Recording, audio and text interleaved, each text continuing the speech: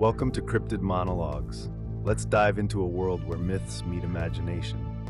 Here we unravel chilling tales of cryptids, Bigfoot, Wendigos, dogmen, skinwalkers, and more.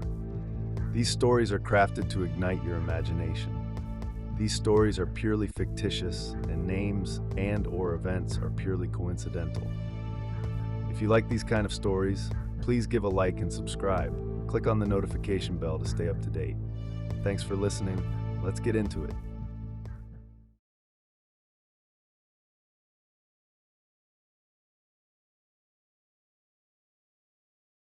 Oregon Trail Bigfoot Encounter.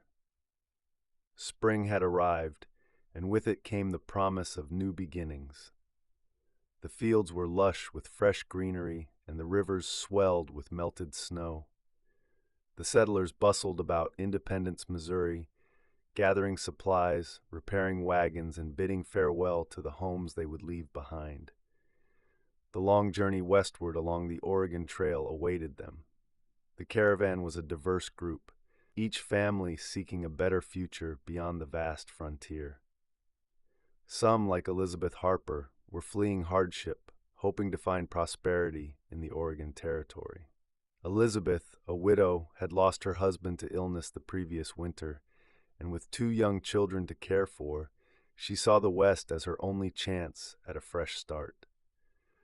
Others in the caravan were farmers dreaming of fertile land, craftsmen eager to ply their trades in growing settlements, and adventurous souls lured by the promise of untamed wilderness. Among them was Ezra Calloway, a former frontiersman turned guide, who had traveled the trail before and knew its dangers well. He was a quiet, pragmatic man who had lost friends to both the elements and raiders along previous journeys. There was also the McAllister family, a large farming clan determined to build a new homestead, and young Thomas Yates, a blacksmith looking to establish a forge in the West. Each member of the caravan had their own reasons for embarking on the journey, but all shared the same goal: survival, and the hope of a better life. Life on the trail followed a steady rhythm. The settlers rose at dawn, the crisp morning air filled with the scent of damp earth and burning firewood.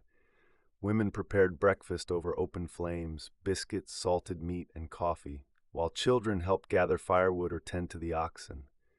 The men checked the wagons, securing supplies and ensuring their livestock remained in good health. Daily chores were essential to survival. Each morning after breakfast, the oxen and horses were watered and fed, their hooves checked for injuries from the rough terrain. The wagons were inspected for loose wheels or broken axles, which Thomas Yates often repaired with makeshift tools and iron scraps. The children helped gather kindling and dried buffalo chips for fuel, as firewood was scarce in the plains. Women mended clothing, prepared meals, and treated the sick or injured with poultices and herbs gathered along the trail. At midday, the caravan would stop briefly for rest. The travelers ate quick lunches of dried meat, hardtack, or pemmican before continuing their journey.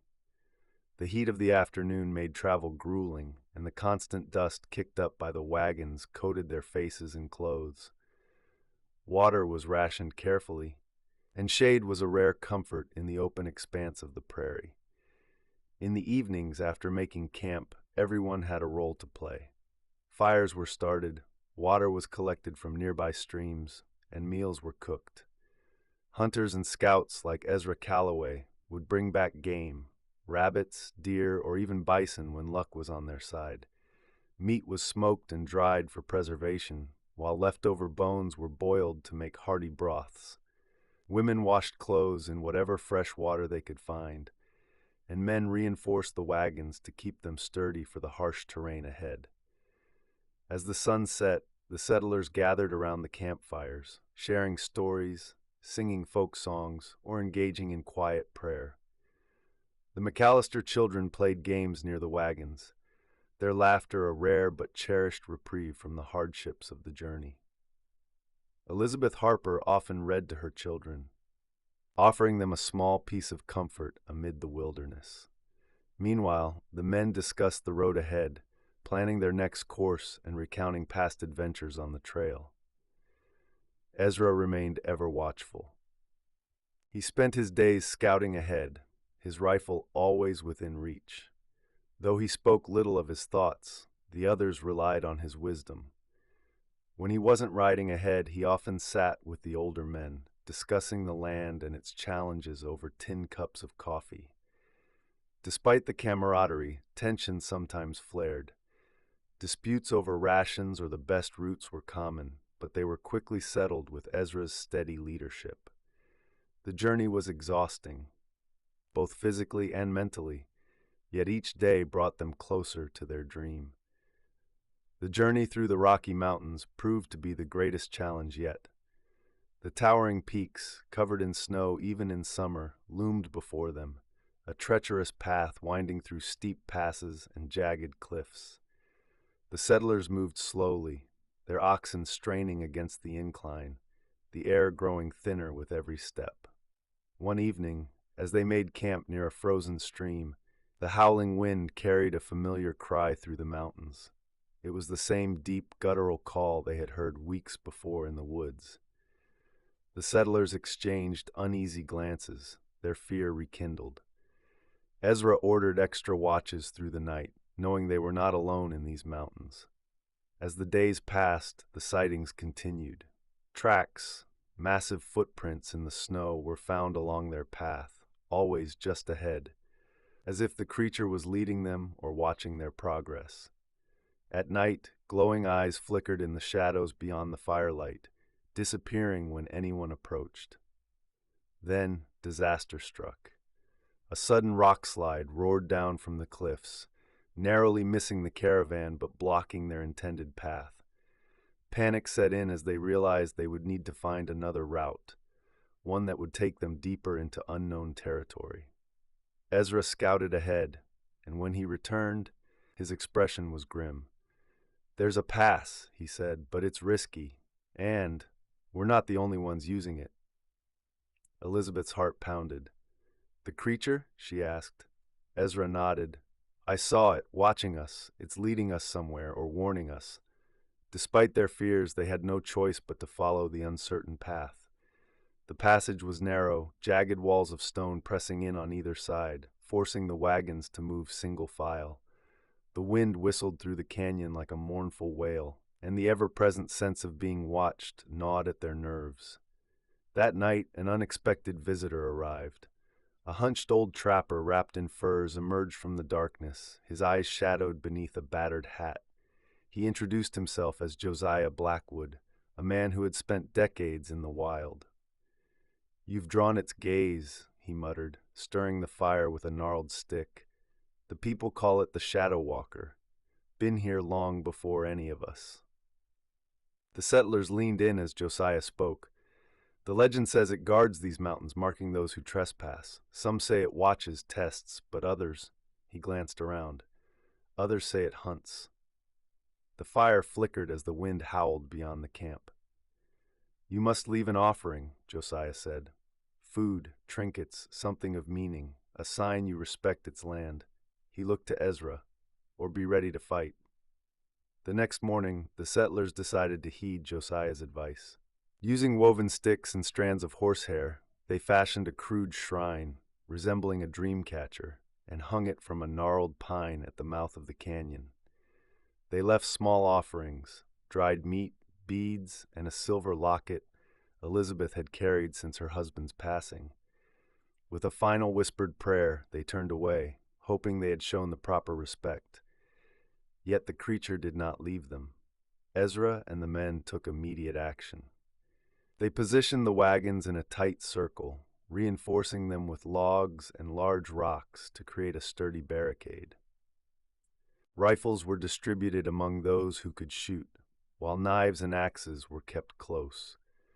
Fires burned high into the night, while the eerie howls of the beast echoed in the darkness, signaling the inevitable confrontation ahead. As the night fell onto the caravan, the creatures started to loom in the darkness of the trees. Stones, sticks were tossed, and loud roars could be heard throughout the forest. Josiah consolidated the caravan to stay strong and hold their ground. No creature was seen that night, but their presence was known. Early the next morning, the caravan arose to begin the morning chores and prepare the livestock for the day's travel. Elizabeth prepared the morning's feast with cuts of salt pork, beans, and cornbread for the members of the caravan. Ezra harnessed up the oxen to the wagons and marked up plans for the day's travel. They will be through the Rocky Mountains soon, and the ease of travel in the valleys is well welcomed. As the caravan pressed forward, the morning mist clung to the earth like a ghostly shroud, twisting through the towering pines. The settlers kept their rifles close, their eyes darting to every shifting shadow. The high mountain trail was treacherous, the narrow path winding along steep cliffs that dropped into unseen depths below. Ezra rode ahead on horseback, his hand resting on his rifle, scanning the ridges for any sign of movement. The howls from the previous night still echoed in his mind.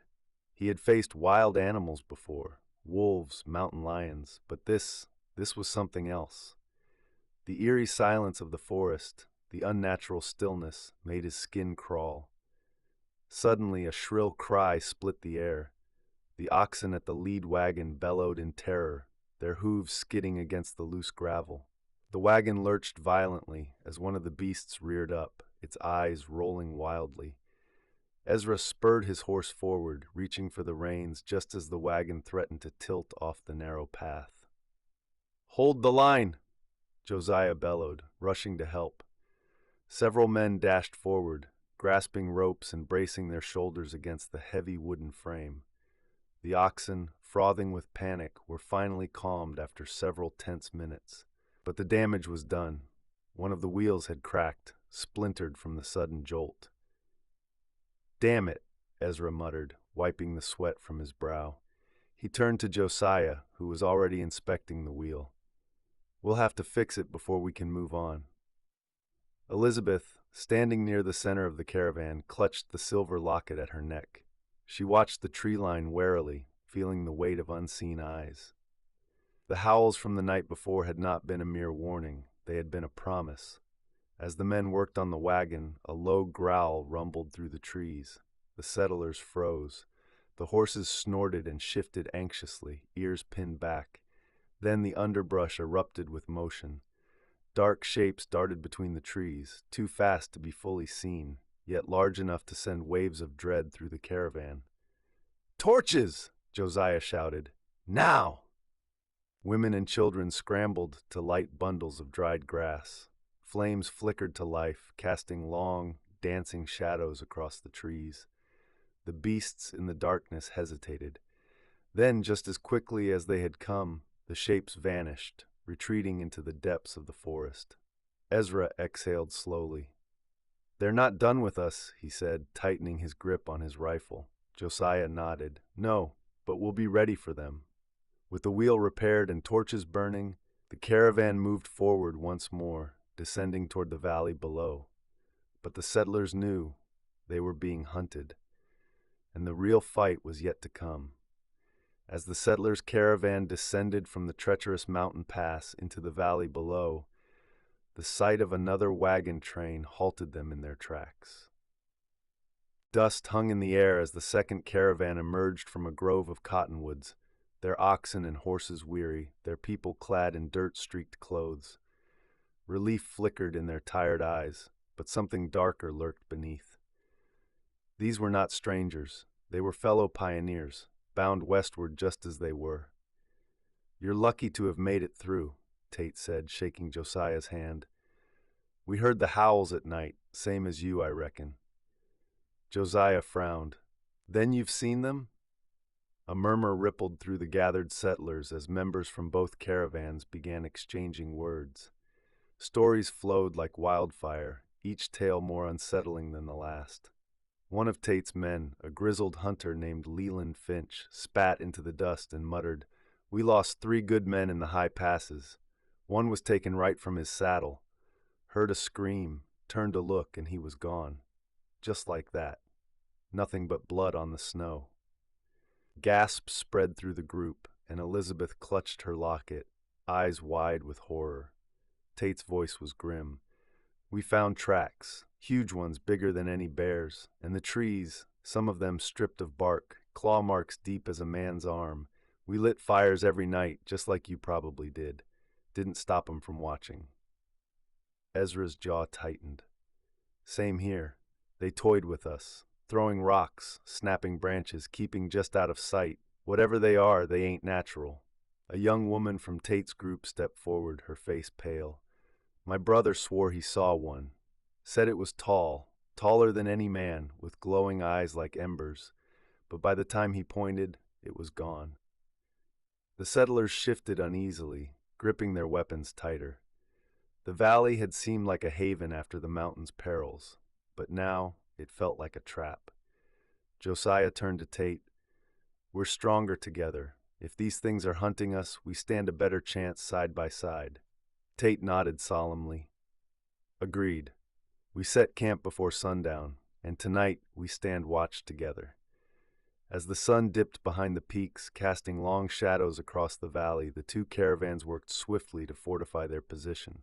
Fires burned high, torches were placed at every perimeter, and every able-bodied man and woman armed themselves. But as darkness settled in, the valley grew deathly still. No wind rustled the grass, no owls hooted from the trees. Then, from the far edge of the valley, a deep guttural howl rose into the night, closer than before. And this time it was answered by many others. As darkness swallowed the valley, the settlers gathered close, their fires casting flickering halos against the looming pines. Every rifle was loaded, every knife sharpened. They spoke in hushed voices, listening for the sounds that had haunted them through the mountains. Then the first scream rang out. It came from the far edge of the camp, a sentry stationed near a small cluster of wagons. By the time Ezra and Josiah reached him, the man was gone. Only his rifle remained, lying in the dirt, the barrel bent as if by inhuman strength. A trail of blood led into the blackness beyond the firelight. Light more torches, Tate bellowed, his face set in grim determination. A second attack came swiftly. One of the oxen, tethered near the outer ring of wagons, suddenly bellowed in agony, thrashing violently. Something yanked it into the dark, the beast's terrified cries cut short by a sickening crunch. They're testing us, Josiah whispered, gripping his rifle tight. A guttural growl reverberated through the valley, so deep it vibrated in their bones. Eyes appeared in the darkness, dozens of them glowing amber like hot coals. Shapes lurked just beyond the firelight, hulking and inhuman. Then chaos erupted. From the tree line, shadowy figures rushed forward, moving on all fours, but rising to monstrous heights as they neared the firelight. Their bodies were covered in thick, matted fur, their limbs long and sinewy. Clawed hands reached for anything in their path. Fire! Ezra shouted. Gunshots cracked the air as settlers fired into the charging beasts. Flames illuminated glimpses of monstrous, distorted faces, snouts like wolves, but eyes that gleamed with intelligence.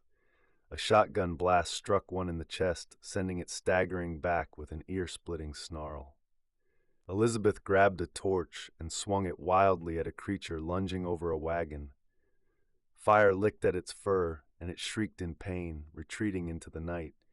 Another beast yanked a man from his saddle, dragging him screaming into the darkness before anyone could react. "Hold the line!" Tate roared, swinging his axe at one of the creatures, splitting its shoulder open. For what felt like an eternity, the settlers fought with gunfire and steel.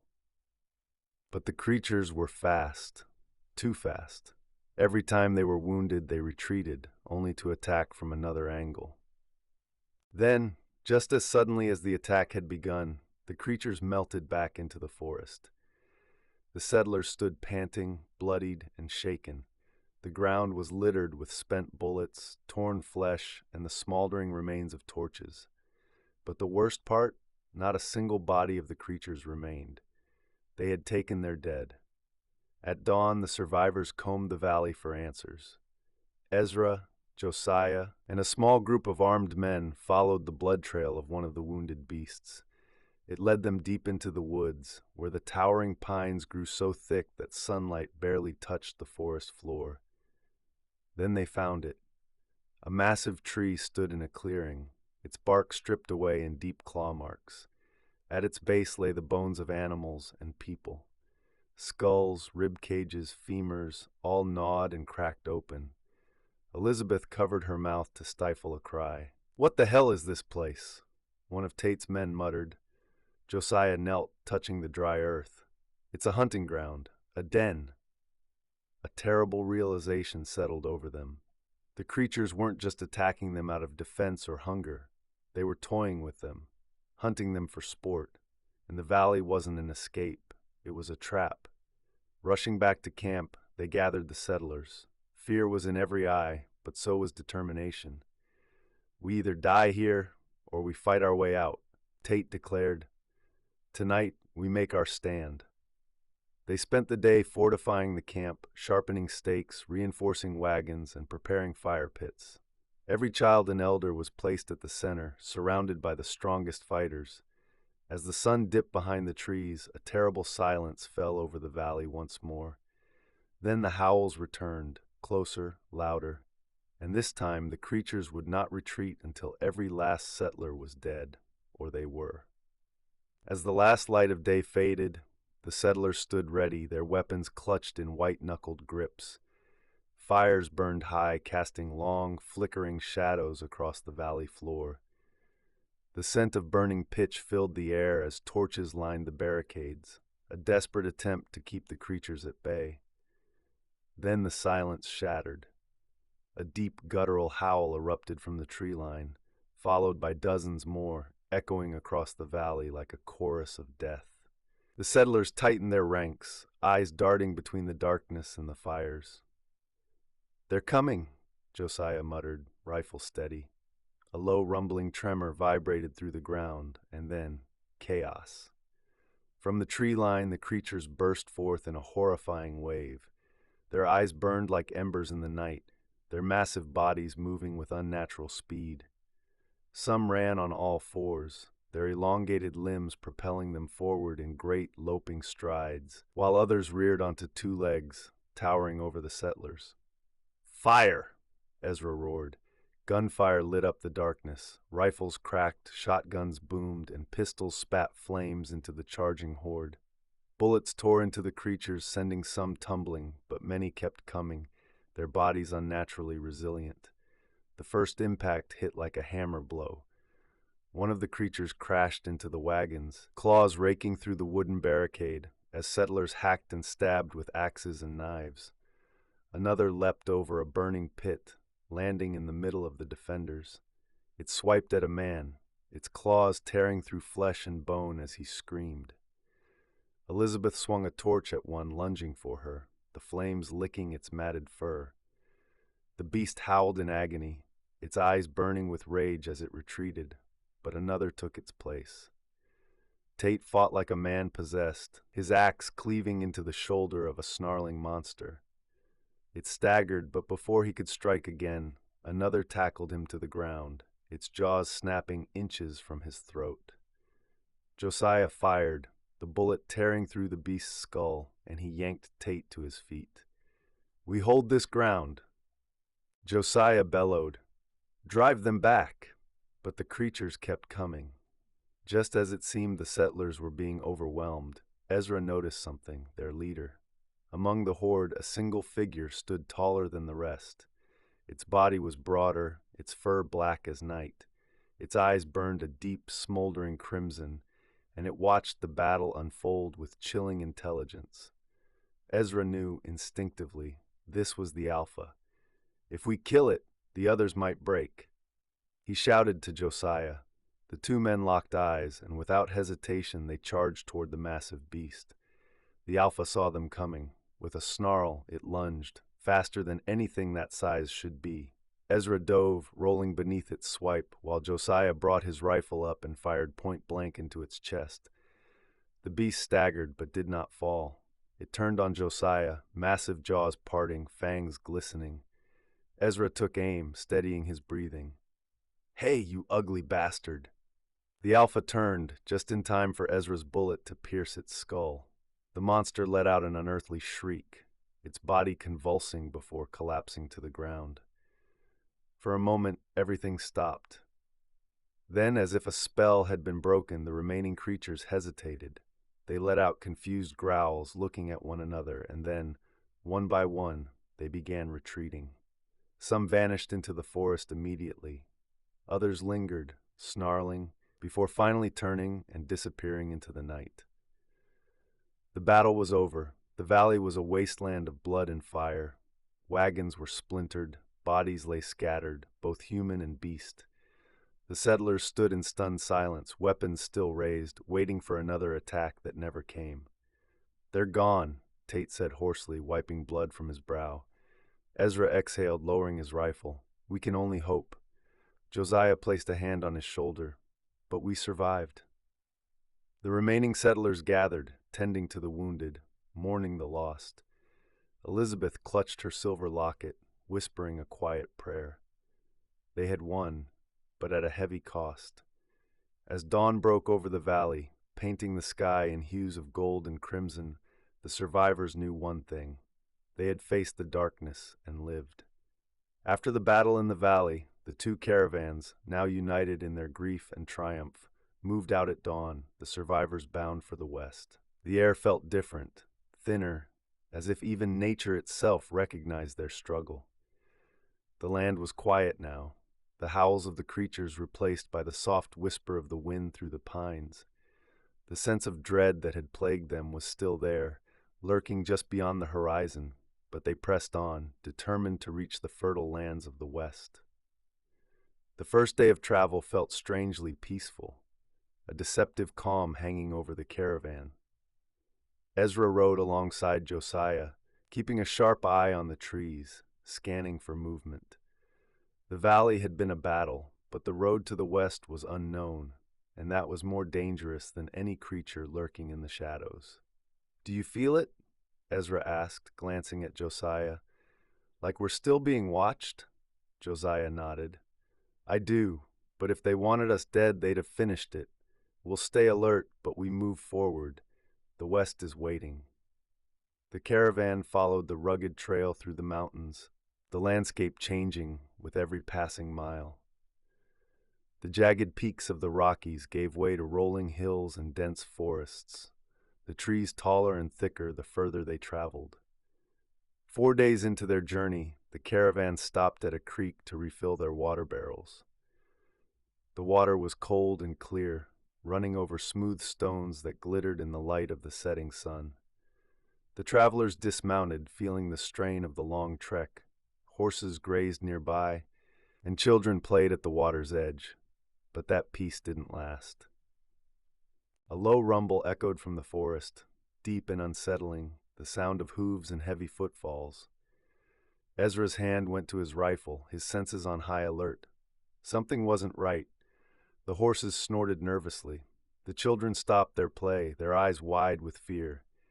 "Get the rifles!" Josiah shouted, his voice carrying the weight of authority.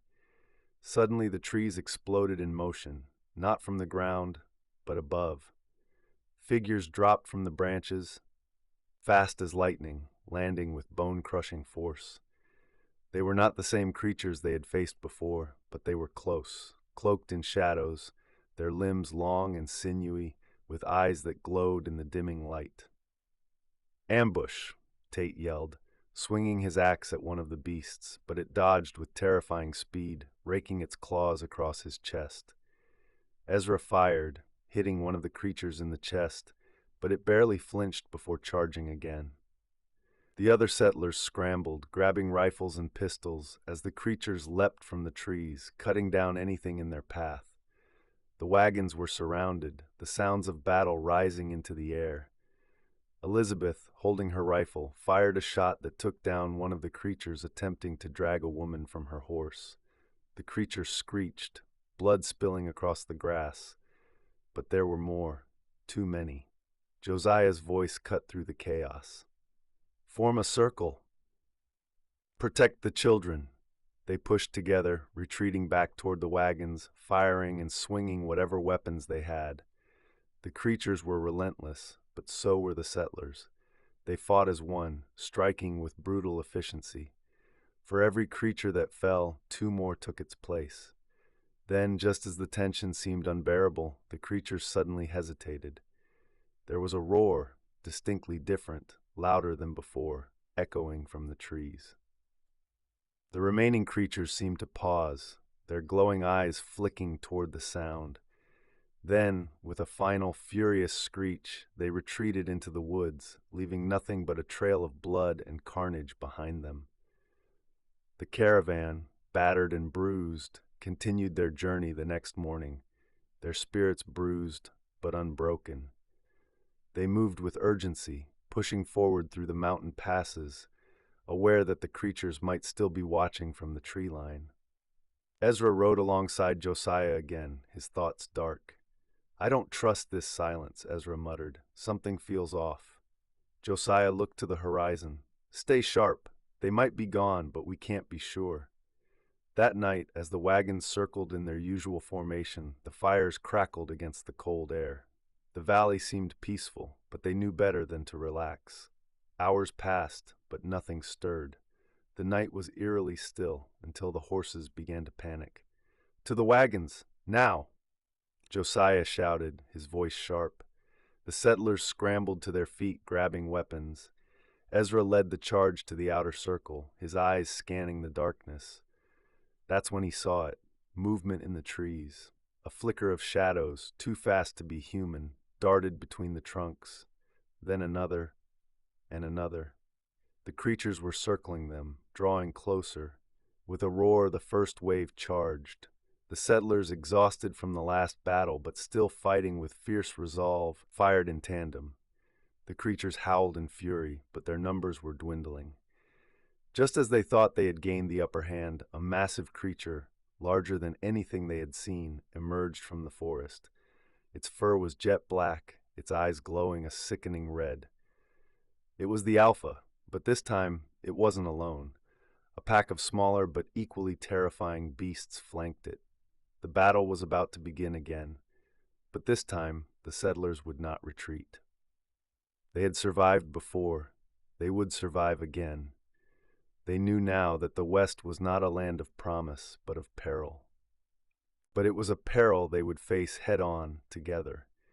And so, with rifles raised and torches burning bright, the two caravans readied themselves for the final fight, for the right to continue their journey west and to survive the wilds that sought to claim them. The battle raged on through the night, fierce and relentless. But as the first light of dawn painted the sky, the settlers stood victorious, bloody and battered, but standing. The great Alpha and its pack had been driven back into the depths of the forest, leaving behind nothing but their broken bodies and the haunting silence of the wilderness. The creatures, it seemed, had retreated once more, but the lingering tension in the air was palpable. The calm after the storm felt unnatural. As the settlers tended to their wounds, their weary faces filled with both exhaustion and relief.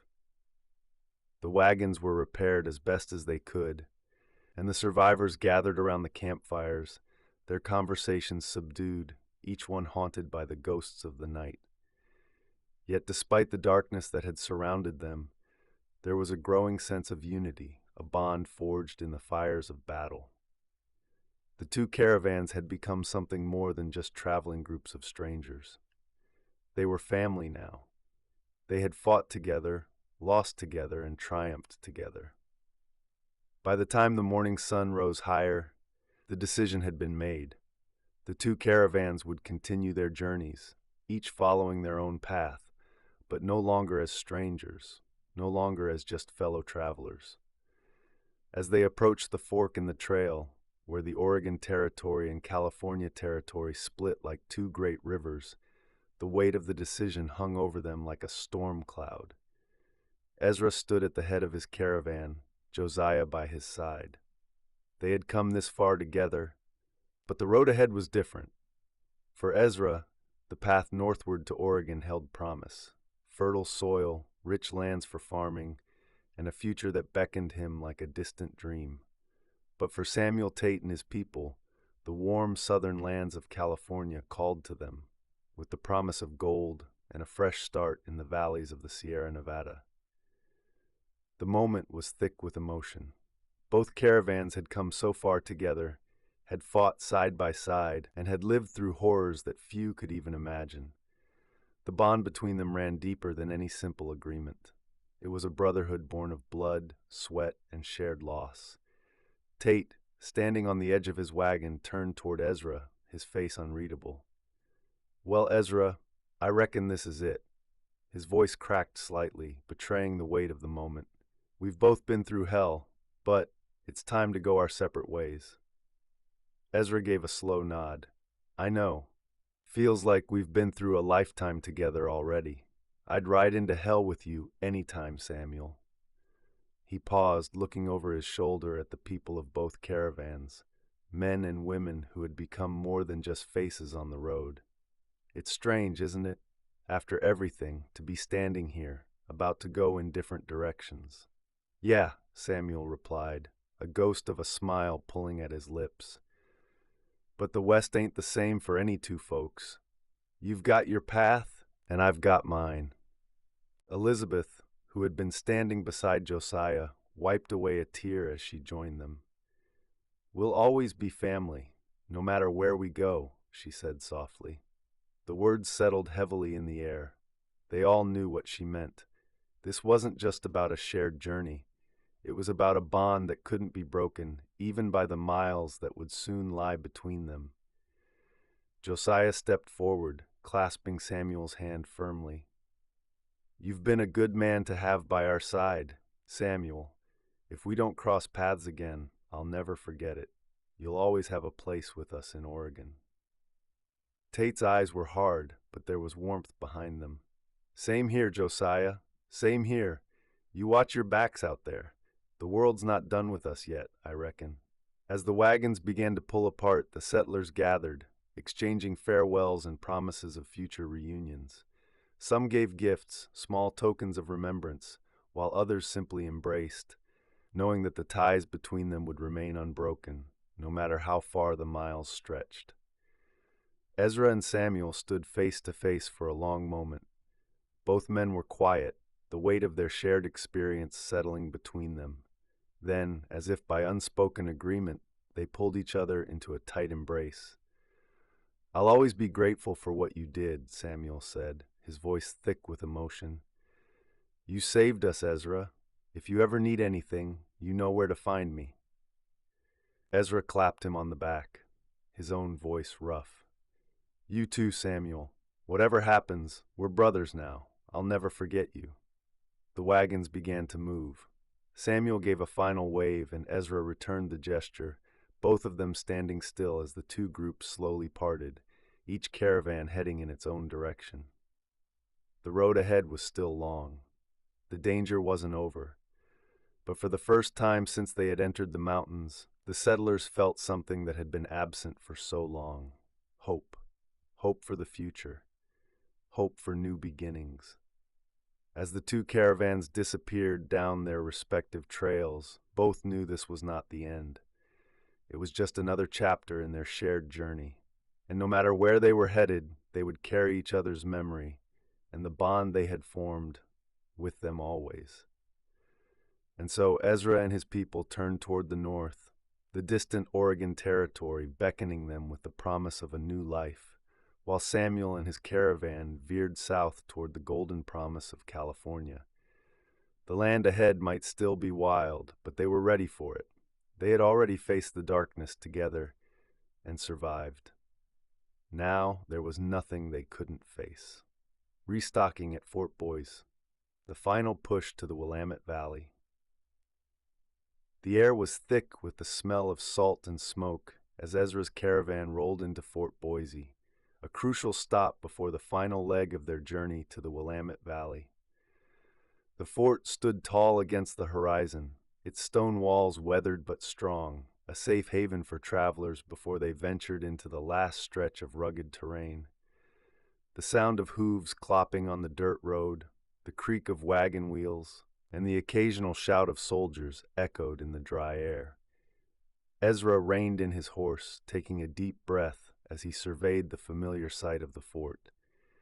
It had been a long, grueling journey, and the settlers were weary, but the promise of rest and resupply was a balm to their tired souls. They had made it through the worst of the wilderness, the terrifying creatures, the harsh mountains, and the unrelenting storms. And now, the final stretch awaited them, the fertile lands of Oregon just beyond the pass.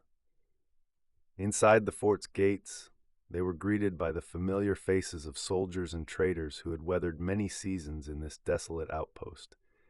Captain Nathaniel Kincaid, a tall, grizzled man with a face carved from years of sun and wind, stepped forward to meet them. His steely eyes scanned the caravan, pausing briefly on the weary faces before locking on to Ezra.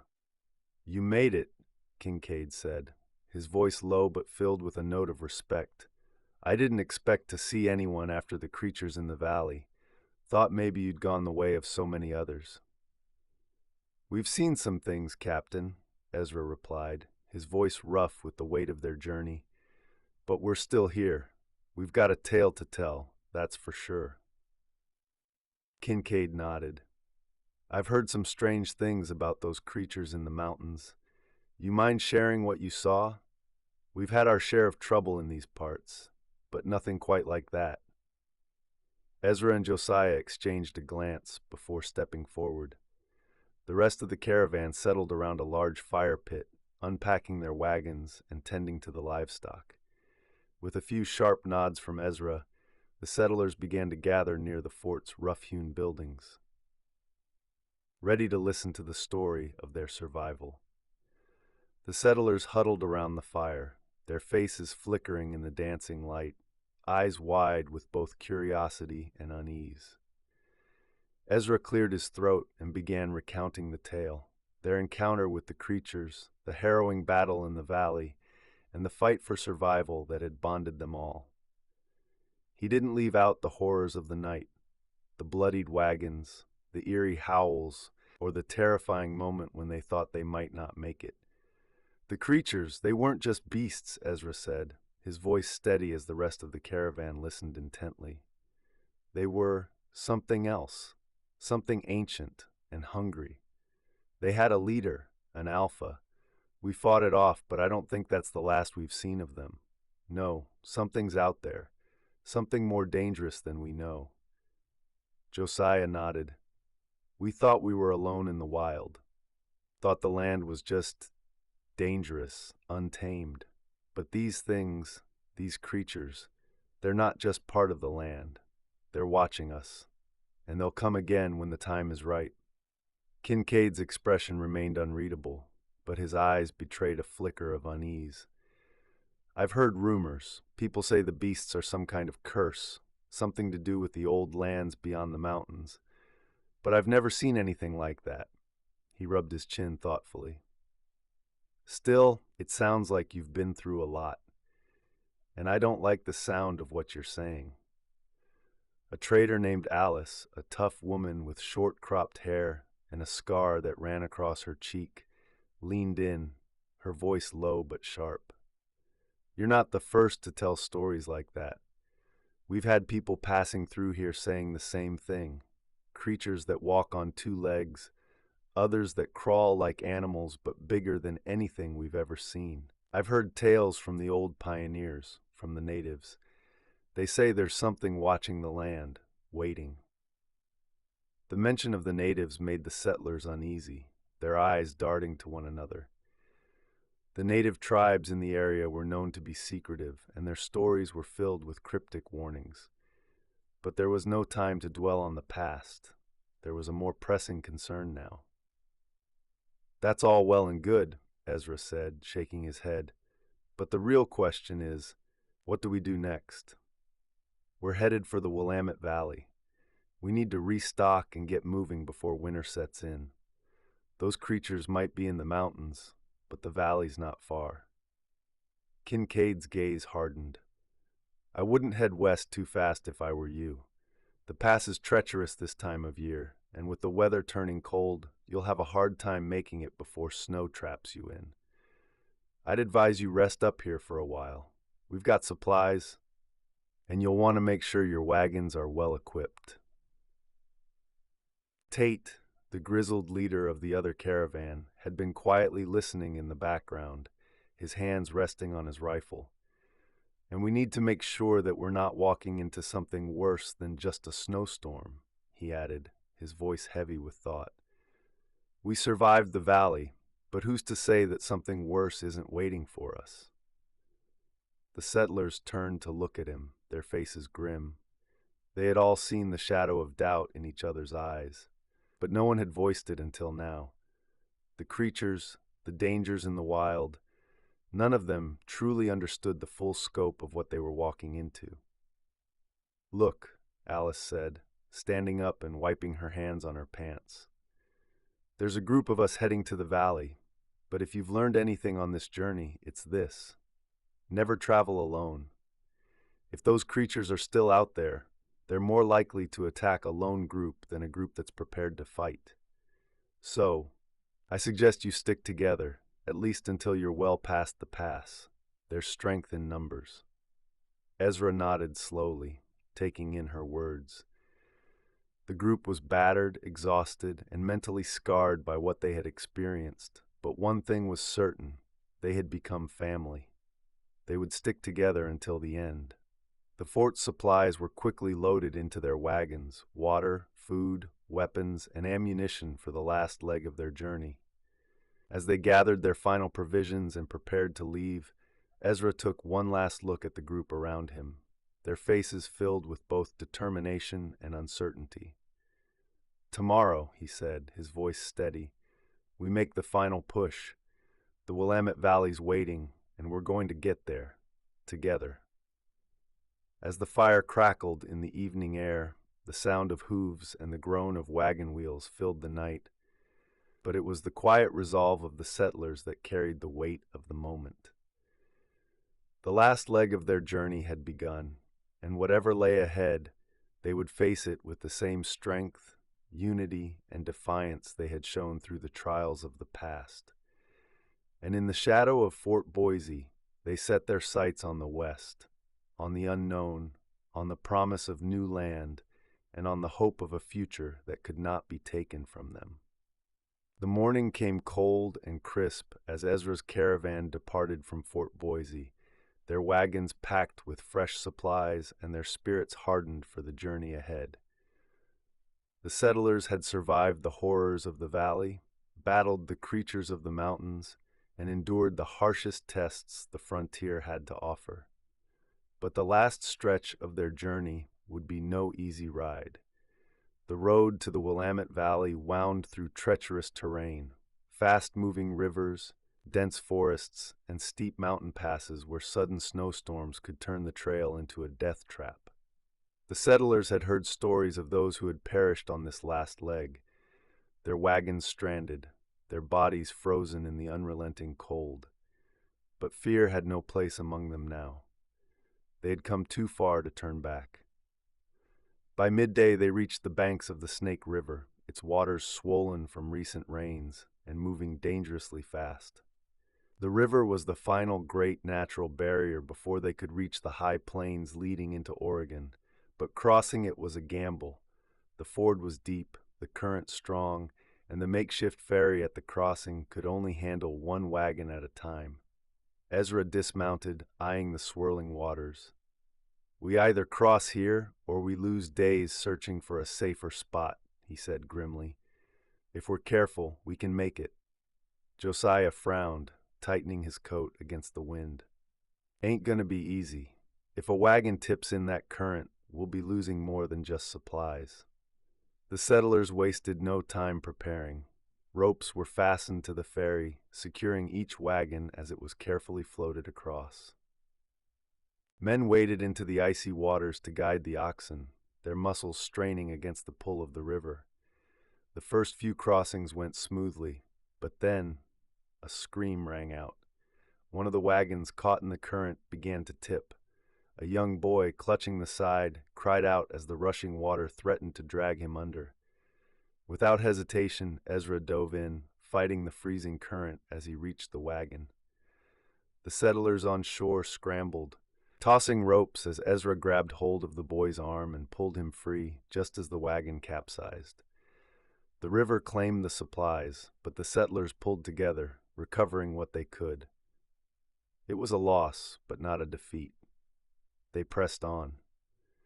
As they moved deeper into Oregon country, the land shifted. The plains gave way to towering forests, where the canopy was so thick that daylight barely touched the ground. Mist clung to the trees, curling between the trunks like fingers of some unseen force. The travelers whispered of old stories, tales of men who had vanished in these woods, of eerie lights that flickered between the trees at night, and of strange tracks found near abandoned camps. But fear was a luxury they could not afford. One night, as the caravan set camp, a strange sound echoed through the trees, a low, guttural growl, followed by the snap of branches. The settlers froze, rifles in hand. Ezra motioned for silence, his eyes scanning the darkness. "It's watching us," he whispered. A shadow moved just beyond the firelight. A pair of glowing eyes reflected from the blackness. Then another, and another. "They followed us," Josiah muttered, gripping his rifle. For hours, the creatures lingered at the edge of the camp, unseen but present. The settlers formed a tight circle, weapons ready, but no attack came. Just the feeling of being watched, as if the creatures from the valley had tracked them here, waiting for something. By morning, the presence was gone, but the unease remained. The settlers packed quickly and moved on. As they neared the final mountain pass before the Willamette Valley, a new threat arose. The sky darkened, and the winds turned vicious. A storm was coming, one that could bury them in snow before they ever saw the green fields of Oregon. "We push through," Ezra shouted against the howling wind. "We don't stop until we're over that pass." The wagons lurched forward, the oxen struggling through the increasing snowfall. The settlers wrapped themselves in every scrap of warmth they had, their breath coming in ragged gasps as they pressed forward. Then, disaster. One of the wagons lost its footing on the icy trail, sliding sideways toward a deadly drop. Elizabeth screamed as the wheels skidded over the edge, the entire wagon hanging precariously over the cliffside. Ezra and Josiah sprinted, grabbing the harnesses of the oxen and digging their heels into the frozen ground. Others rushed to help, gripping the wagon's frame, straining against the weight as the snow whipped around them. "For God's sake, pull!" Ezra bellowed. With a final desperate effort, the settlers heaved, and the wagon came free, rolling back onto solid ground. Cheers rang out, but the storm gave them no time to celebrate. They pressed on, battling the elements until the sky broke. The storm passed, revealing the breathtaking sight of the Willamette Valley stretched out before them. The land was green, rich, and full of promise. They had made it. As they descended into the valley, the settlers let out cries of joy, embracing one another. The trials they had faced, the battles, the creatures, the dangers of the frontier, had forged them into something more than just a group of travelers. They were pioneers, survivors, a family. Ezra stood at the front of the caravan, taking in the beauty of the valley. It had nearly cost them everything, but the dream was now a reality.